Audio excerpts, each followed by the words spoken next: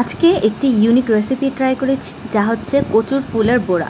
তো আমাদের বাসার নিচেই কতগুলো কচুর ফুল ছিল, সেগুলো কেটে এনে কুচি কুচি করে কেটে প্রায় 30 মিনিটস আমি সিদ্ধ করে নেব ভালোভাবে।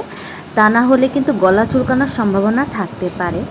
অ্যান্ড দেন সেমভাবে আলু কুচি করে সেদ্ধ করে নেব, অ্যান্ড পেঁয়াজ কুচি করে নেব, আর সাথে সরিষা আর শুকনো মরিচ একসাথে বেটে এর সাথে মিশিয়ে দেব। সাথে দিব হলুদ গুঁড়ো, মরিচ গুঁড়ো, পরিমাণ মতো লবণ, চালের গুঁড়া, বেসন, কুচি করে রাখা কাঁচা মরিচ, দেন সেদ্ধ করে রাখা কচুর ফুল আর সেদ্ধ করে রাখা আলু সব একসাথে মিশিয়ে তেল গরম হয়ে এলে এক বড়ার শেপ করে একে একে ভেজে নেব। And it's the final look. এটা খেতে খুবই ক্রিস্পি আর মজা, সবাই বলছে খুব মজা হয়েছে।